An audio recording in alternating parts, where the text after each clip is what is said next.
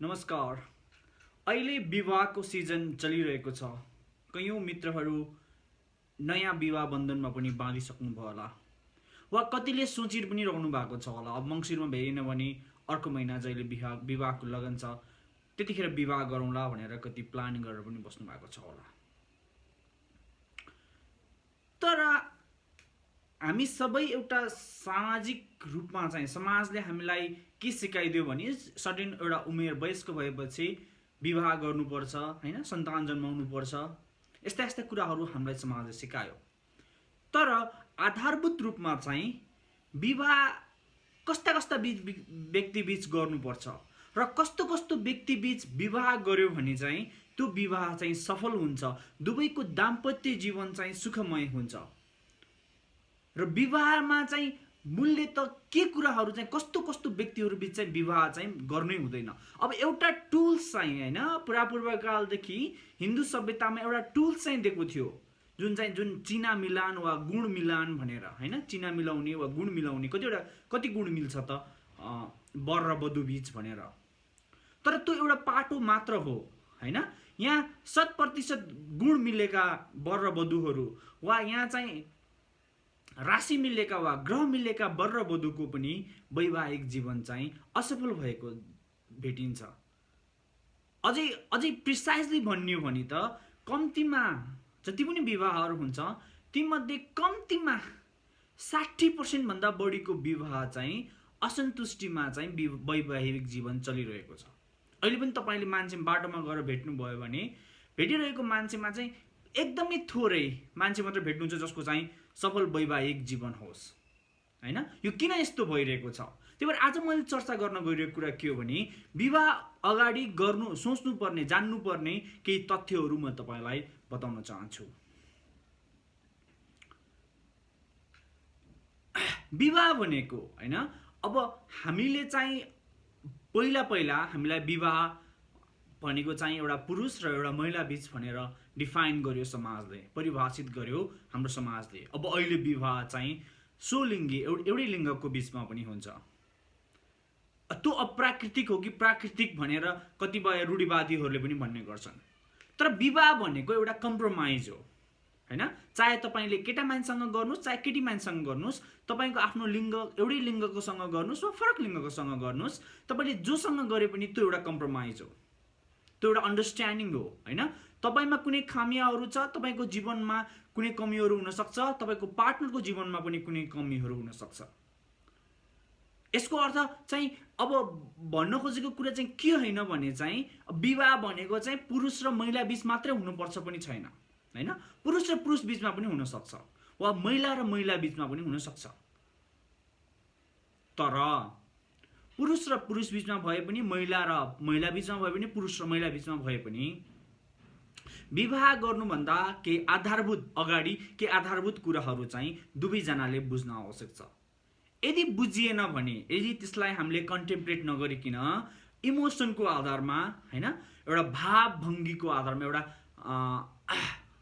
कल्पनाको आधारमा, हैन, हुन्छ नि कति मान्छेले चाहिँ मैले यस्तो विवाह देखेको छु जस्तै एउटा केटालाई एउटा केटी मन पर्यो वा एउटा केटीलाई एउटा केटा मन पर्यो, हैन। अब उनीहरू केही वर्षसम्म पनि सम्बन्धमा थिए, बसे, र त्यतिखेर पनि उनीहरू दुईटा बीचमा चाहिँ एकअर्काले मन पराउने सिलसिला चलिराख्यो। तर जब विवाह भयो, विवाह भएको 3 महिनापछि चाहिँ उनीहरू हामीसँग बस्न सक्दैनौँ भनेर डिभोर्स गरेको त्यस्तो धेरै मैले कपलहरू 6 महिनामा डिभोर्स गरेको त्यस्तै वा 1 वर्षमा डिभोर्स गरेको त्यस्तो धेरै जोडीहरू मैले देख्छु। किन त्यस्तो हुन्छ त, हैन? सँगै 5 वर्षसम्म सँगै एउटा गर्लफ्रेन्ड बोयफ्रेन्ड प्रेमी प्रेमिका भएर जीवन चाहिँ अब कतिजना त लिभ इन रिलेसनसिपमै बसिरहेको मान्छेहरू जब विवाह गर्छन् तब उनीहरूको जीवन चाहिँ किन टर्निङ पोइन्ट भएको हुन्छ? किन त्यसपछि सम्बन्ध चाहिँ अझै चाहिँ टक्सिक, हैन, जहरिलो, अझै बढी चाहिँ जुन पहिला जुन सहभाव वा पहिला जुन एकअर्काप्रतिको जुन लगाव प्रेम थियो त्यो किन कसरी चाहिँ डाइल्युट हुँदै जान्छ त? यसको मुख्य एउटा कारण के हो भने ओनरशिप हो। हाम्रो ह्युमन साइकोलोजीमा, हाम्रो मनोविज्ञानमा के हुन्छ भने जुन कुरा तपाईले आफूले ओन गर्नु भएको छैन त्यो कुरामा एट्र्याक्सन बढिरहन्छ। तर जुन दिन तपाईले त्यो कुरा ओन गर्नुहुन्छ त्यसपछि त्यो कुरा तपाईँको भइसक्यो। अब तपाईँले त्यसमा चाहिँ एट्र्याक्टेड हुनुपर्ने आवश्यक छैन। अनि त्यसपछि चाहिँ तपाईँले त्योभन्दा बढी, त्योभन्दा अरू जुन कुरा तपाईँको छैन त्यसतर्फ तपाईँको ध्यान जान्छ।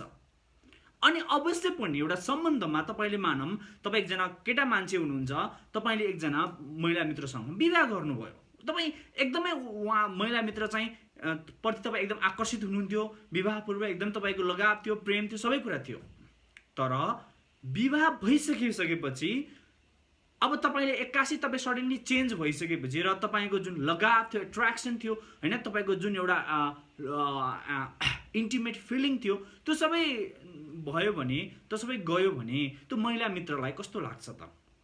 अनि के त्यस्तो विवाह चाहिँ सफल हुन सक्छ त? अवश्य सक्दैन। त्यो भएको भएर अनि अर्को कुरा हेर्नुहोस्, कति मान्छेहरूले के भन्छ भने अब एरेन्ज म्यारिजमा चाहिँ मान्छे चिनेको हुन्न होइन, त्यो भएको भएर त्योभन्दा पनि अझै लभ म्यारिज चाहिँ बेटर हो पनि भन्छन् मान्छेले होइन। लभ म्यारिजमा चाहिँ मान्छेलाई चिनेको हुन्छ भनेर भन्छ। त्यो केही हदसम्म चाहिँ त्यो सत्य पनि हो फेरि है। एरेन्ज म्यारिज भनेको कसैले एउटा परिवारको वा कोही नातेपाताले कतै टपक्क टिपेर तपाईँलाई यो केटासँग वा यो केटीसँग बिहे गर भन्नु र तपाईँ आफै उसँग चाहिँ केही समय बिताएर उसलाई चाहिँ राम्रोसँग चिनेर विवाह गर्नुमा चाहिँ अवश्य पनि त्यो बेटर छ होइन, त्यो लजिकल पनि छ, सुनिन्छ। तर पनि ती प्रेम सम्बन्धबाट भएका विवाहहरू पनि किन अधिकांश विवाह असफल हुन्छन् त भनी यसको पनि मूलभूत कारण के हो भने एउटा केटा मान्छे वा आफ्नो जुन पार्टनर हुन्छ नि, तपाईँको पार्टनर, अधिकांश समय जबसम्म तपाईँले उसलाई ओन गर्नुहुन्न वा तपाईँले उसलाई ओन गर्नुहुन्न तबसम्म चाहिँ एक किसिमको चाहिँ एक्टिङ हुन्छ नि, एक किसिमको नाटकीय जीवन हरेक व्यक्तिले बिताइरहेको हुन्छ। किनकि तपाईँले उसको अगाडि आफ्नो चाहिँ कमजोरी, आफ्नो चाहिँ विकनेस, आफ्नो चाहिँ हुन्छ नि आफ्नो चाहिँ लोवर पोइन्ट तपाईँले देखाउन चाहनुहुन्न। किनकि तपाईँसँग चाहिँ ऊ एट्र्याक्ट होस् भन्ने तपाईँको इच्छा हुन्छ होइन, उसँग चाहिँ तपाईँको आकर्षण होस्, ऊ तपाईँप्रति आकर्षित होस्। तर आकर्षित हुनको लागि जस्तै जुन हाम्रो जुन एस्थेटिक छ नि, जस्तै जुन क्रिम लगाउने, राम्रो बन्नु, धेरैवटा कुरा किन त्यस्तो भइरहेको छ भने विपरीत लिङ्गी चाहिँ आकर्षणको लागि चाहिँ धेरैवटा कुरा भइरहेको। अब कतिपय अब एस्थेसियनले के भन्छन् होइन यो आफ्नो इन्डिभिजुअलको लागि, त्यो उनीहरूको हो होइन। तर मेजोरिटी ह्युमन साइकोलोजी, एस्थेटिज्मको मेन ह्युमन साइकोलोजी के हो भने सौन्दर्यकरणको चाहिँ, किन तपाईँ जस्तै जुन नेचुरल तपाईँ हुनुहुन्छ त्यसमा तपाईँ सेटिस्फाई नभएर तपाईँ अझै बेटर प्रेजेन्ट किन हुन चाहिरहनु भएको छ र तपाईँले फेरि एकछिनको लागि केही घन्टाको लागि तपाईँ त बेटर प्रेजेन्ट हुनुभएको, फेरि घर आएर फेरि मुख धोइसकेपछि त तपाईँ जस्तै त्यस्तै हो। तर पनि किन त्यस्तो गरिरहेको छ भने मान्छेले आफूले आफ्नो पार्टनरलाई चाहिँ एट्र्याक्ट गर्नको लागि, विपरीत लिङ्गीलाई वा स्वलिङ्गीलाई पनि एट्र्याक्ट गर्नको लागि, आकर्षित गर्नको लागि हो। त्यस्तो आकर्षणको आधारमा जुन प्रेम सम्बन्ध हाम्रो समाजमा चलिरहेको छ, त्यो आकर्षणको आधारमा चलेको प्रेम सम्बन्ध चाहिँ जब विवाहमा परिवर्तन हुन्छ त्यसपछि त्यो आकर्षण भङ्ग हुन्छ। किनकि जो व्यक्ति तपाईँसँग आकर्षित थियो हिजोसम्म, भोलि त तपाईँको र उसको त एउटा हुन्छ नि पर्मानेन्स, त्यो सम्बन्ध त एउटा पर्मानेन्समा गयो नि त होइन, पूर्णकालीन रूपमा गयो नि त, स्थायित्वमा गयो नि त होइन। अब त्यो भइसकेपछि यो मान्छे त मेरै हो भन्ने जस्तो कुरा भयो हो। त्यो चाहिँ नर्मल ह्युमन, हाम्रो बेसिक ह्युमन साइकल। हामी जहिले पनि हामी आफूले भएको कुरामा हामी कहिले पनि सन्तुष्ट हुँदैनौँ वा आकर्षित हुँदैनौँ। जुन कुरा हामीसँग छैन त्यो कुरामा चाहिँ हामी आकर्षित हुन्छौँ। र धेरै सम्बन्धहरू, त्यही भएर हेर्नुहोस् है, विवाह गर्नु तपाईँ कोही प्रेमिकासँग, कोही केटी मान्छेसँग वा केटाकासँग सम्बन्धमा हुनुहुन्छ र तपाईँको सम्बन्ध चाहिँ आकर्षणको आधारमा भइरहेको छ। आकर्षण फेरि भनेको फिजिकल एउटा अनुहारको मात्रै आकर्षण हुँदैन होइन। कोही व्यक्ति अचाकले धनी भएको हुन्छ, धनको आकर्षण हुनसक्छ। कोही व्यक्ति अचाकले चाहिँ बुद्धिमान वा चलाक हुनसक्छ, त्यसमा आकर्षण हुनसक्छ। कसैको फिजिक पुरै हुन्छ नि, सिक्स प्याक एप्स बनाएर वा कोही केटी मान्छेको चाहिँ पुरै जिरो फिगर बनाएर होइन हिँडिरहेको हुन्छ, त्यसमा आकर्षण हुनसक्छ होइन। कोही मान्छे चाहिँ एकदम बहादुर हुनसक्छ, कतिलाई चाहिँ सैनिक मनपर्छ किनकि सैनिक एकदम बहादुर हुन्छ भनेर होइन, त्यो मन पर्न सक्छ। त्यो पनि यी सबै कुराहरू आकर्षणको आधारमा हो।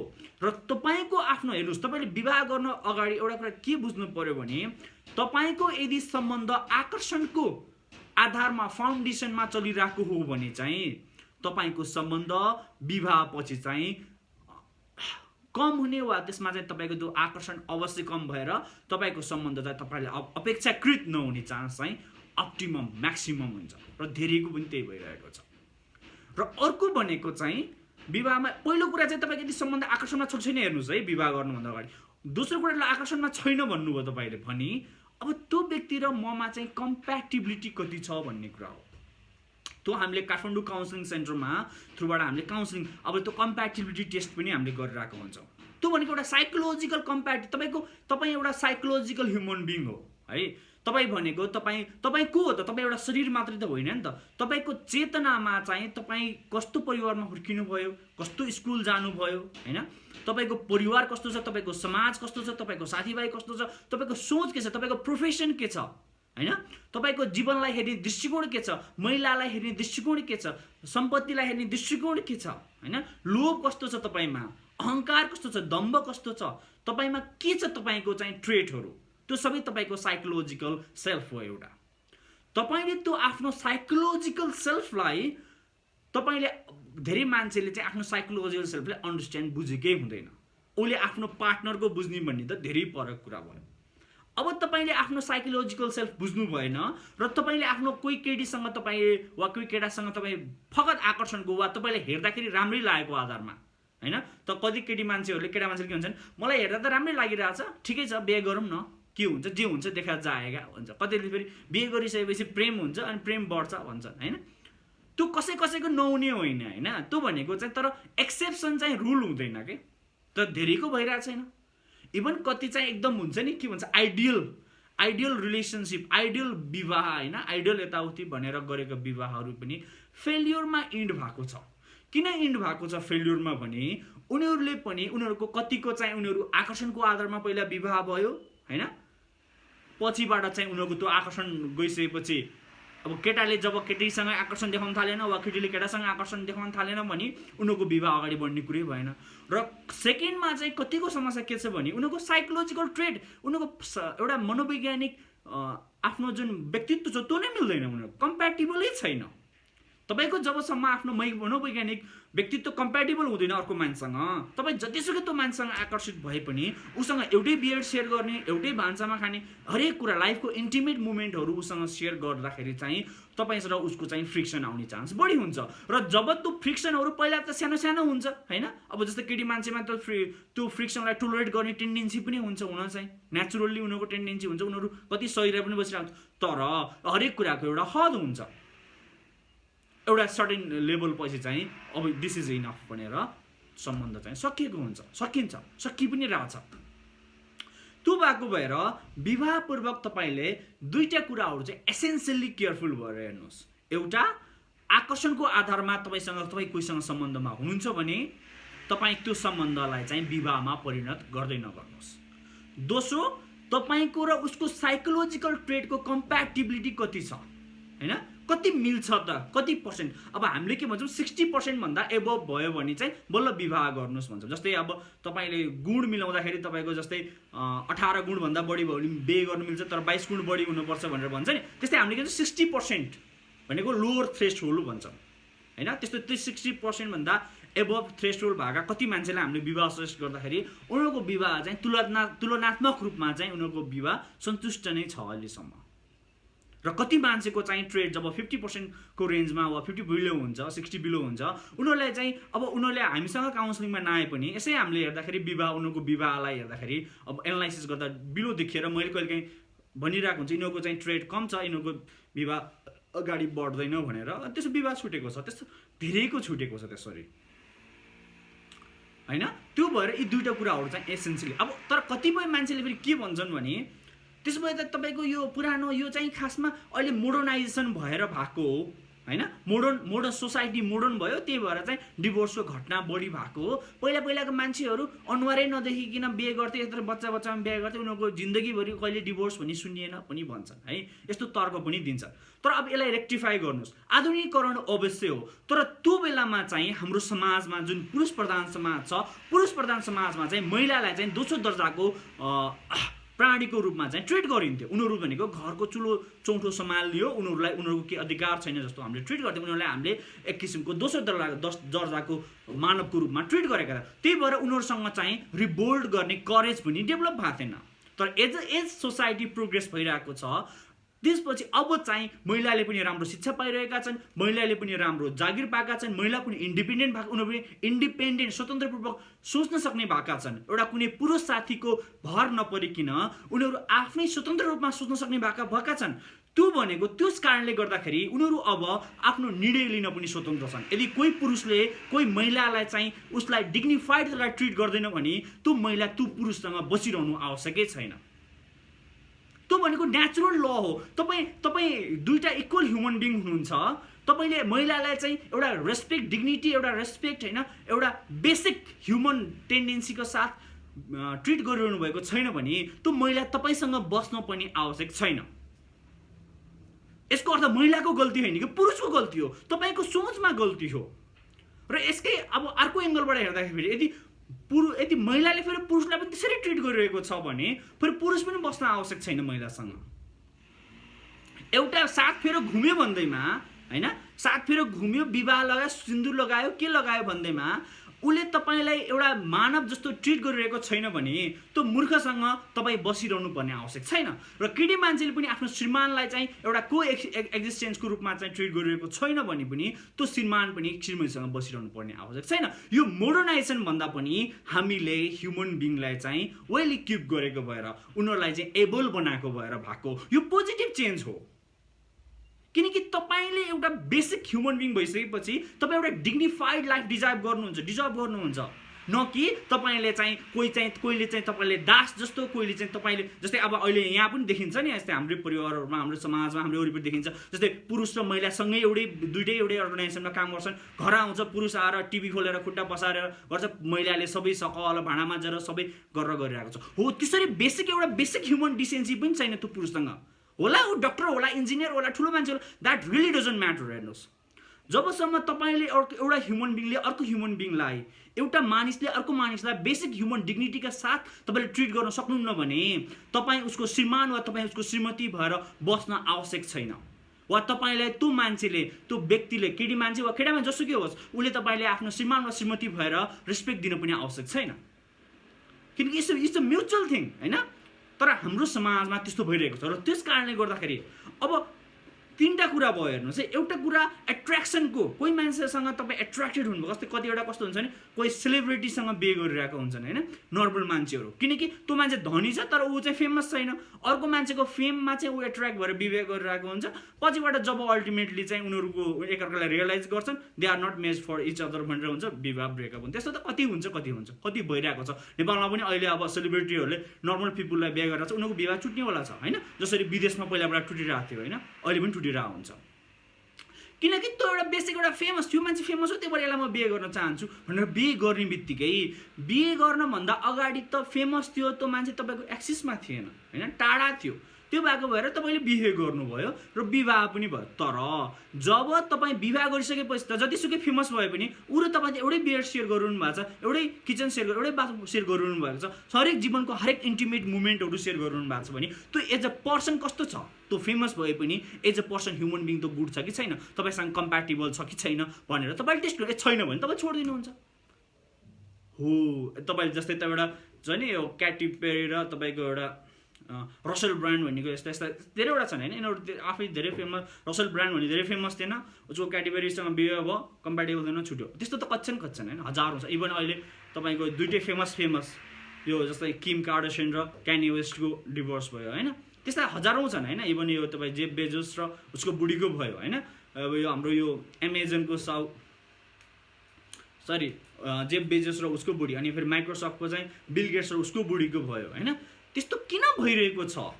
हाम्रो नेपालमा पनि धेरैवटा, जस्तै अब मनिषा कोइराला र मनिषा कोइराला सेलिब्रिटी थिएन होइन, उसको अर्कोसँग बिहा छुट्यो, किनकि अभियस छुट्नेवाला थियो। त्यो तपाईँको उनीहरूको बिहे हुनुभन्दा सुरु नै तपाईँ मलाई सोध्नुभयो उनीहरूको बिहा चल्दैन भनेर मैले भन्न सक्थेँ। किनकि त्यो एउटा म्युचुअल अन्डरस्ट्यान्डिङमा, उनीहरूको साइकोलोजिकल ट्रेडको चाहिँ कम्प्याटिबिलिटीको आधारमा बिहा नभएर अर्कै आधारमा विवाह भइसकेपछि त्यसले समस्या जटाउँछ। त्यस भएर तपाईँ यदि जसले विवाह गरिसक्नुभयो तपाईँहरूलाई हार्दिक बधाई होइन। तपाईँको दाम्पत्य जीवन सुखद रहोस्, सफल रहोस्, एकअर्कालाई रेस्पेक्ट गर्नुहोस् डिग्निफाइड तरिकाले। तपाईँ केटा मान्छे हो भने केटी मान्छेलाई चाहिँ दोस्रो दर्जाको रूपमा होइन कि तपाईँले पनि ऊ र तपाईँ एउटा को एक्जिस्टेन्स हो, हैन। यदि तपाईले जागिर गरिरहनु भएछ, केटी मान्छेले छैन, घर सम्हालिरहेको छ भने त्यो पनि एउटा जब हो, त्यसरी रेस्पेक्ट दिन सिक्नुहोस्, अनि तपाईको विवाह अझ अगाडि राम्रो बढ्न सक्छ। तपाई यदि केटी मान्छे हो भने पनि, केटा मान्छे भनेको चाहिँ के बाहिर पैसा मात्रै कमाउने हो, सबै मैले घरको सबै मैले मात्रै गर्ने हो, उलाई चाहिँ के रे मेरो छोरालाई चाहिँ भाँडा मजाउनु हुन्न, कपडा धुनु हुन्न भन्ने मेन्टालिटी छोड्नुस्, को एक्जिस्टेन्सको सोच राख्नुस्। तपाईको छोराछोरी जन्माउनु हो भने पनि उनीहरूलाई इक्वल ट्रिटमेन्ट, इक्वल ह्युमन बिङको जस्तो ट्रिटमेन्ट गर्नुहोस्, अनि तपाईको चाहिँ छोराछोरीहरू पनि त्यो नैतिक आधार सिक्छन् र तपाईको जीवन पनि सुखी हुन सक्छ। र जसले विवाह गर्नुभएको छैन, विवाह गर्ने सोचमा हुनुहुन्छ, जो प्रेममा हुनुहुन्छ, विवाह गर्ने सोच गर्दै हुनुहुन्छ भने आकर्षणको आधारमा नगर्नुहोस्, तपाईको चाहिँ साइकोलोजिकल ट्रेडको चाहिँ पर्सोनाको चाहिँ कम्प्याटिबिलिटी कति छ त्यो हेरेर, यदि रियल्ली कम्प्याटिबल हुनुहुन्छ 60% एबोभ छ भने चाहिँ त्यो तपाईले विवाह गर्न सक्नुहुन्छ। त्यो हामीसँग तपाईले अब अरू मनोवैज्ञानिकसँग पनि तपाईले त्यो सल्लाह लिन सक्नुहुन्छ, वा हामीसँग सम्पर्क गर्नुभयो भने हामीले पनि तपाईलाई त्यो सहयोग गर्न सक्छौँ हैन। त्यो पनि एउटा फ्याक्टर हो जीवनको। र प्लस एसेन्सियल चाहिँ तपाई आफूले यदि आफ्नो जीवनमा चाहिँ रेस्पेक्ट चाहनुहुन्छ, कसैले तपाईलाई रेस्पेक्ट गरोस् भनेर चाहनुहुन्छ भने तपाईले अरूलाई पनि रेस्पेक्ट दिन सिक्नुहोस्। आफूलाई डिग्निफाइड लाइफ तपाईलाई चाहिरहेको छ भने अरूलाई पनि डिग्निटी दिन सिक्नुहोस्। यदि त्यो सिक्नु भएन भने तपाई क्षणिक रूपमा चाहिँ तपाईको जीवन सुखी होला, तपाईको क्षणिक रूपमा चाहिँ तपाईको जीवन चाहिँ तपाई चाहिँ सफल हुन सक्नुहुन्छ हैन, तपाईको जीवन खुसी पनि देखिन सक्छ, तर कालान्तरमा चाहिँ त्यो चाहिँ तपाईको लागि चाहिँ घातक, तपाईको लागि चाहिँ तपाईको जीवनलाई त्यसले तबाही गर्नेछ।